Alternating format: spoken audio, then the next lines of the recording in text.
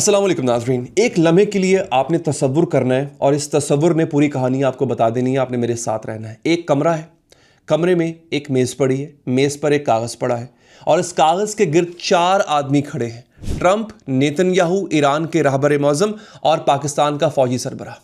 चारों इस एक कागज़ को पढ़ रहे हैं और चारों को इसमें कुछ अलग नज़र आ रहा है।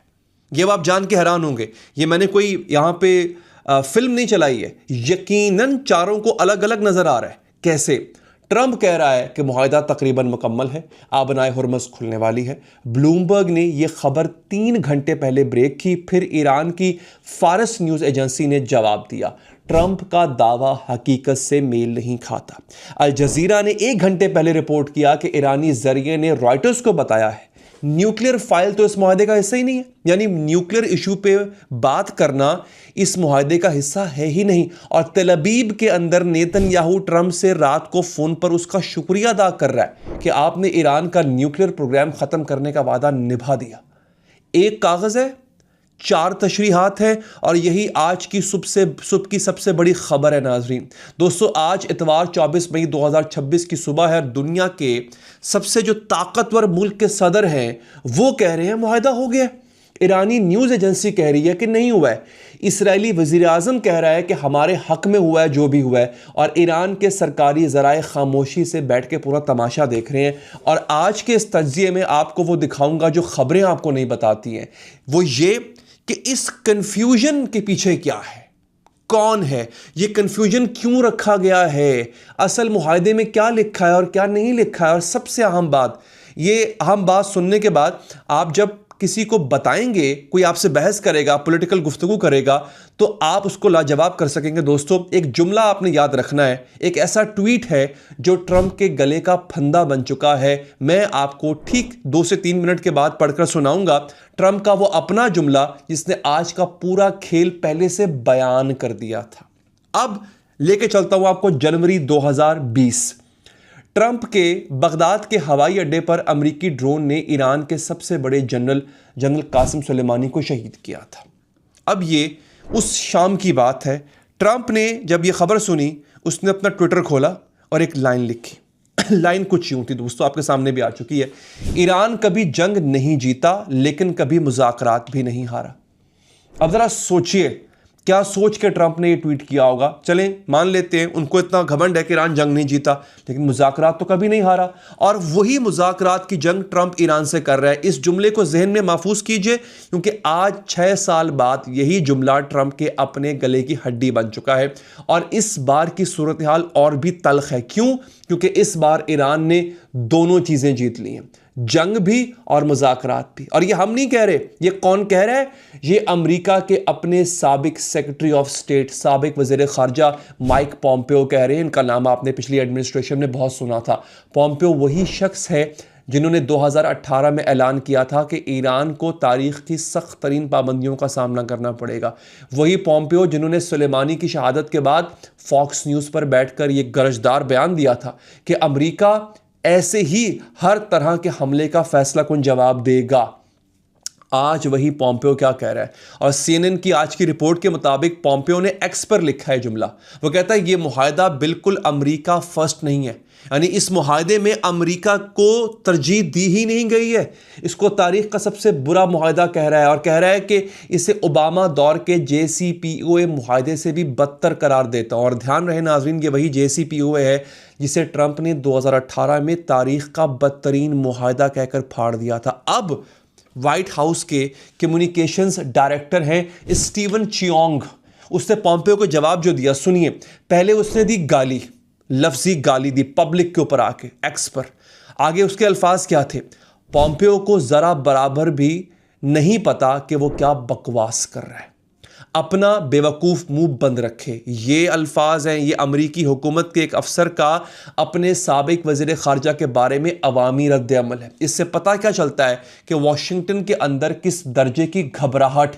और साथ ही दोस्तों, सेनेटर लिंडसे ग्राहम, जिनका अक्सर मैं जिक्र करता रहता हूँ, इंतहाई इसराइल नवाज इंसान जो ट्रंप के करीबी साथी माने जाते हैं, उसने भी CNN को बताया कि ईरान को एक ऐसी ताकत के तौर पर देखा जा रहा है जिसे डिप्लोमेसी से ही निपटा जा सकता है।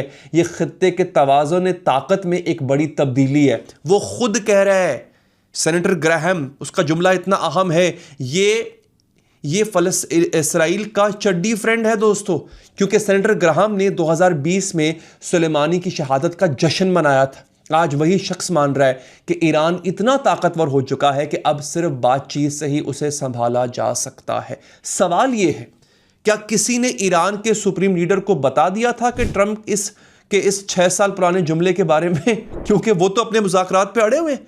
क्या ईरान ने ये पूरी जंग इस कॉल को सच साबित करने के लिए लड़ी? क्योंकि अगर ट्रंप की अपनी मंतक माने कि ईरान कभी मुज़ाकरात नहीं हारता, तो फिर ये बहुत बुनियादी सवाल है कि ट्रंप इस मेज पर करने क्या आया दोस्तों। और अब चलिए मैं आपको उस कागज की तरफ लेके चलता हूं जो ट्रंप की मेज पर मौजूद है। 4 लोग इसको देख रहे हैं। मफाहमती याददाश्त है जिसको मेमोरेंडम ऑफ अंडरस्टैंडिंग कहते हैं, और ये कागज ये पूरे का पूरा लीक हो चुका है। इस वक्त हर न्यूज़ आउटलेट पर है। मुझे नहीं पता पाकिस्तान मीडिया पर है कि नहीं है, लेकिन हर बड़े न्यूज़ आउटलेट पर है। फारस न्यूज़ ने, जो ईरान का सरकारी न्यूज़ एजेंसी है, उसका हर नुक्ता शाया कर दिया है। और ये सुनकर आप हैरान हो जाएंगे कि इसमें लिखा क्या है दोस्तों। पहले ये पढ़िए कि इसमें क्या नहीं लिखा, ज़रा पहले ये पढ़िए क्योंकि इंपॉर्टेंट है। इस मफाहमती याददाश्त में जिस पर ट्रंप साइन करने जा रहा है, बेसिकली ये कहीं नहीं लिखा कि ईरान अपना न्यूक्लियर स्टॉक पाइल अमेरिका के हवाले करेगा।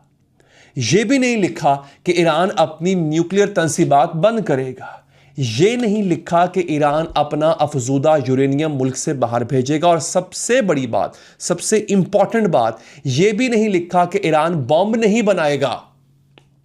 अब आप सोचिए कि यह मुआहिदा किसकी जीत है, ईरान की जीत है कि अमेरिका की जीत है? तो फिर लिखा क्या है उसमें, यह सुनिए। द हॉर्मुज़ लेटर नामी एक वेबसाइट है, उन्होंने जो है सबस्टैक पर फारस न्यूज़ का हवाला देते हुए तफसीलात शाया की है। पहला नुक्ता बहुत इंपॉर्टेंट है नाजरीन, क्योंकि ये जानने के बाद फिर आप इस काबिल रहेंगे इंशाअल्लाह कि आप कहीं पर भी बैठ के जो है वो पूरा का पूरा खेल बयान कर सकते हैं किसी भी महफिल में। पहला नुक्ता, तमाम न्यूक्लियर मसाइल 60 दिन के बाद के मुज़ाकरात के लिए मुलतवी कर दिए गए हैं। यानी पहले 60 दिन, सिर्फ 60 दिन कोई बात नहीं होगी न्यूक्लियर प्रोग्राम के ऊपर। दूसरा नुक्ता, इन 60 दिनों के दौरान अमेरिका ईरान के 100 अरब डॉलर के मुंजमद असासे रिहा करेगा, अनफ्रीज करेगा, ये ईरान की इकॉनमी को संभालने के लिए। तीसरा नुक्ता, ईरान पर तमाम तेल की पाबंदियां हटा दी जाएंगी दोस्तों। ईरान जितना मर्जी तेल बेचे, जो मर्जी करे उसके साथ। चौथा नुक्ता, अमरीकी बहरिया का मुहासरा ख़त्म कर दिया जाएगा। बहुत इंपॉर्टेंट है, चाहे वो ब्लॉकेड हो, चाहे वो किसी भी तरह से हो। उसके बाद अगला नुक्ता, अमरीकी बहरिया का मुहासरा खत्म करने के बाद पांचवा नुक्ता, अमरीका ईरान को 270 अरब डॉलर जंगी हर्जाना अदा करेगा। $100 के असासे अनफ्रीज होंगे, 270 अरब डॉलर का हर्जाना देगा। बहुत बहुत इंपॉर्टेंट है नाजरीन। और छठा नुक्ता, यह सबसे बड़ा है, सबसे इंपॉर्टेंट है, हुर्मुज़ के ऊपर ईरान की मुकम्मल मुस्तकिल खुद मुख्तार हाकमियत को तस्लीम किया जाएगा बगैर किसी अमरीकी मौजूदगी के। और इस फहरिस्त को पढ़कर ज़रा सोचिए, एक मामूली सा इंसान भी ये सवाल पूछेगा। अभी आप लोग जो वीडियो देख रहे हैं, आप ये सवाल पूछेंगे कि इसमें अमरीका को क्या मिला? भाई, जो दावा कर रहा है जीत का, उसको क्या मिला? जवाब सुनिए, कुछ नहीं, सिर्फ एक वादा कि ईरान 60 दिन के बाद न्यूक्लियर पर बात करेगा। न्यूक्लियर वापस नहीं करेगा, न्यूक्लियर अपना अबैंडन नहीं करेगा, सिर्फ बात करेगा।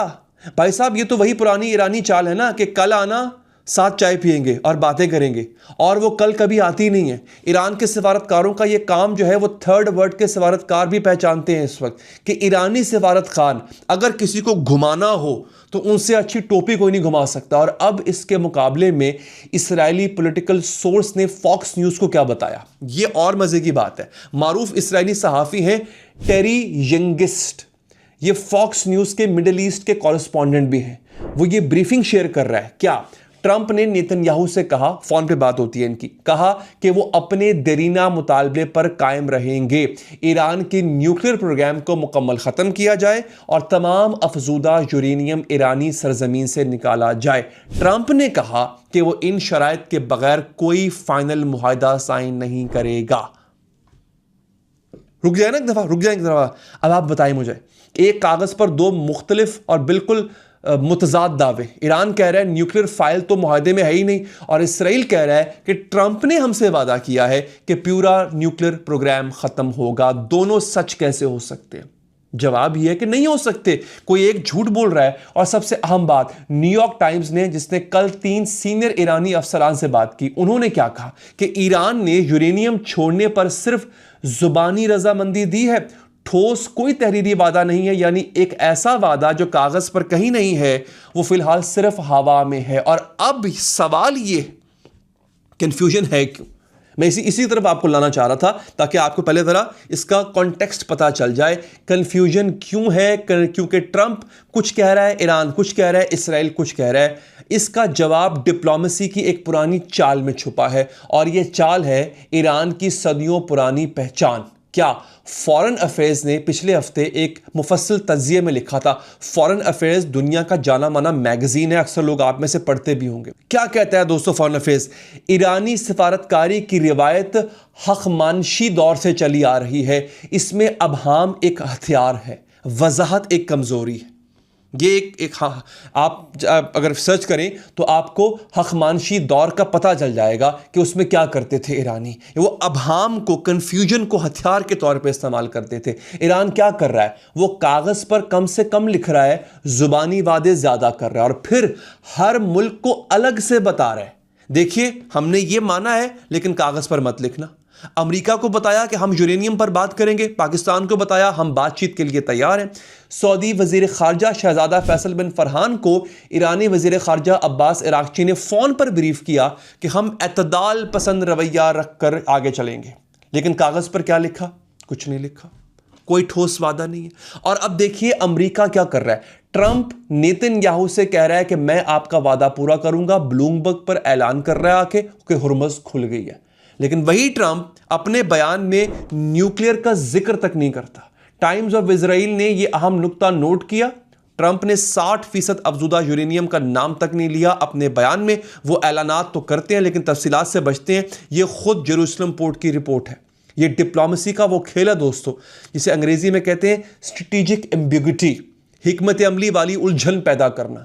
हर फरीक अपनी आवाम को अलग कहानी सुनाएगा। ट्रंप अमरीकी आवाम को बताएगा कि मैं जीत गया, नेतन्याहू इसराइली आवाम को बताएगा कि हमारे मुतालबे पूरे हो गए, और ईरान अपनी आवाम को बताएगा कि हमने कुछ छोड़ा ही नहीं।